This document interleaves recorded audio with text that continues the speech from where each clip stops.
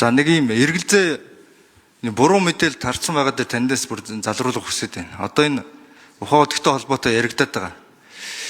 Нэг хүн болвол ингээл монголчуудаа баялагийг нь олж өгөхгүй л жигтэйхэн хичээгээд тэгээ нөө баялагийг нь авцсан хэсэг нь жигтэйхэн эсэргүүцэд дайн зарлаад тэрэн дээр нь Монголын парламент хамгаалалт болж яваад тэгээ нөгөө хүнээ аваад хайцсан юм шиг юм ойлголт төрүүлсэн. Яг бичиг баримтын он цагийн ингээ харахаар 2007 онд Монгол Улсын хурал Монгол Улсын засгийн газартаа үүрэг өгсөн юм байл. Энэ стратегийн урд газруудыг эзэмших кампаниудад явж хилцээр хий. За тэгээд энэ ашигт малтмалын хуультай нийцүүлж орж ирэж. Тэр ажлаа хийгээгүй юм байл. Тэр ажлыг нь та одоо хийх үү? Энэ дээр нэг тодорхой та нэг хэлээд өгөөч. Байр суурь хэлээд өгөөч. Тэгээд дахиад тодруулъя. За Зандан шитрэг дарга хариулт өгье.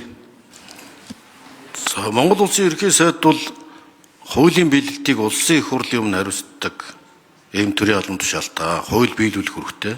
Хууль тогтоох байгууллага нь улсын их хурлаа. Энэ улсын их хурлаар батлсан үндэсний баялагын сангийн тухай хууль, ашигт малтмалын тухай хуулийг хэлбэртгүй биелүүлж хэрэгжүүлэх нь ерөнхий сайдын үүрэг байх ёстой. Энэ баялагын шударга хуваарлалт, олон нийтийн эрх мэдэл, итгэлцэл, төрийн эрх мэдлийг сөргөөр нөлөөлдөг энэ асуудал бол ашигт малтмалын орлогын шударга хуваарлалт ил тод бус байсныг л харуулж байгаа.